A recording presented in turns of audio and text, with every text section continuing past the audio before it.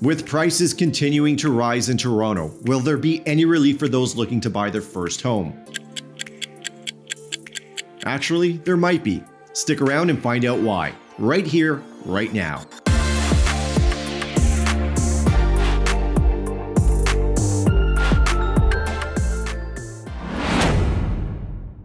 Hi and welcome back to Everything Toronto. And for those new to the channel, I'm Fred Renna, a local real estate broker right here in Toronto, Ontario. And I specialize in helping people from around the globe relocate to, from, and within the Greater Toronto Area. Despite ongoing predictions of a market crash, the average price of a home in Toronto continues to climb. But does this mean buyers trying to enter the market should give up on their dreams of being a homeowner? Not necessarily. Some segments of the market didn't perform as well, with average prices in certain housing types actually decreasing compared to last year. So let's take a closer look at the numbers to uncover these potential opportunities.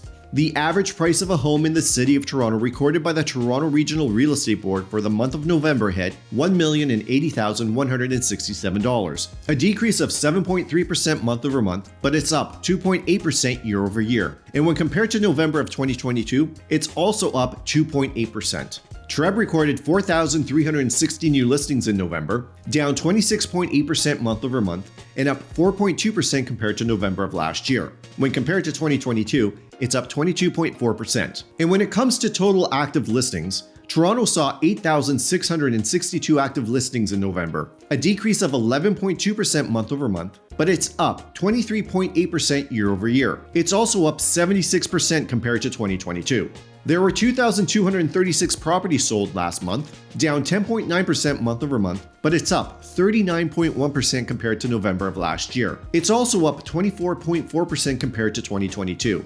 And the average days on market, which is the average number of days a home sits on the market until it sells, rose to 31 days, an increase of 4 days month over month and 6 days year over year. And it's up 9 days compared to 2022. Now let's look at the sales to new listings ratio, which is typically used to determine whether we're in a seller's market, a buyer's market, or a balanced market. And just so we're all on the same page, the sales to new listings ratio is calculated by dividing the number of sales in any given period, typically a month, by the number of new listings during that same period. The result is then multiplied by 100 to get a percentage. This percentage helps us identify the type of market we're in, and the thresholds are as follows. A result over 60% is considered a seller's market, between 40 and 60% is a balanced market, and under 40% is a buyer's market. Currently, Toronto's sales to new listings ratio is 39.3%. So based on this result, we're riding the edge of a buyer's market. But as I mentioned in my previous videos, the market is proving to be more aligned with a balanced market. Prices are on the rise, so it's tough to say that buyers have the ability to negotiate prices down as they would in a true buyer's market.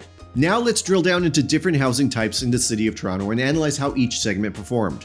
First, we'll look at detached homes, where the average price in November was recorded at $1,695,939, down 4.7% from October and up 4.8% from November of 2023. It's also up 8.7% compared to 2022. There were 681 detached homes sold last month, down 18.7% month over month and up 47.7% year over year. It's also up 25.6% compared to 2022. Next, we'll look at semi-detached homes. But before we do, I'd really appreciate it if you hit that subscribe button. If this is your first time on the channel and you want to know all there is to know about living in Toronto, including real estate plus all the great stuff to do in the city, then subscribe and tap that bell so you can be the first to know about everything Toronto.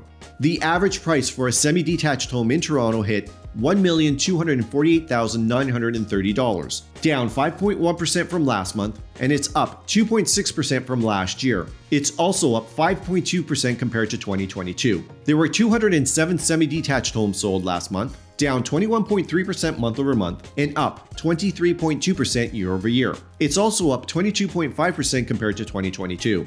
Next, let's look at townhomes, where the average price fell to $904,335, a drop of 12.5% month over month and 6% year over year. It's also down 9.1% compared to 2022. There were 207 townhomes sold in November, down 7.6% month over month, but it's up 47.9% year over year. It's also up 16.3% compared to 2022. So as I mentioned at the top of this video, this is one of the segments that may present an opportunity for buyers wanting line to enter the market, or for those bargain hunters sitting on the sidelines. This is because it's the lowest average price for a townhome in the month of November since 2020, when the average price was $819,752. Lastly, we'll look at condos, where the average price dipped to $713,364, down 1.1% month over month and 1% year over year. It's also down 2.9% from 2022. Again, this is another potential opportunity for buyers considering it's the lowest November price since 2020.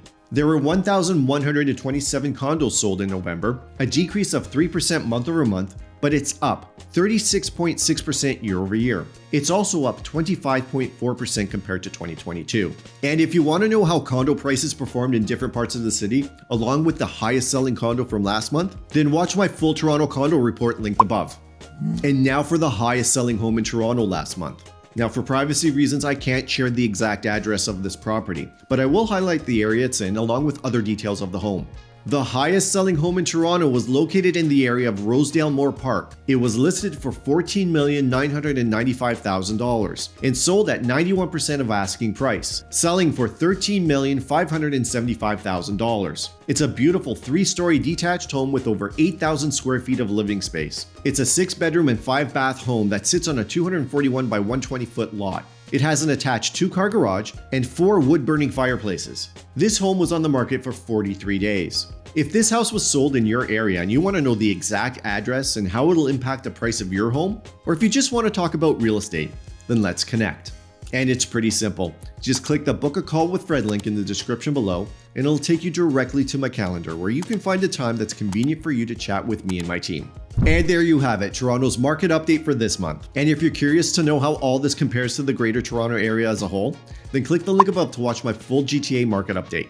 And before I leave you, just a quick reminder that if you're thinking of moving or need help figuring it all out, reach out to us anytime. Every day we get calls from people just like you planning their next move. Whether you're moving to, from, or anywhere within the Greater Toronto Area, we've got you covered. Our team is dedicated to providing tailored solutions that match your needs and timeline to help make your move easy and stress-free. So if you're planning a move, feel free to give us a call, send us a text, or even drop us an email. Thanks for watching, subscribing, and sharing this video, and don't forget to tap that bell. Thanks again, and I'll see you next time.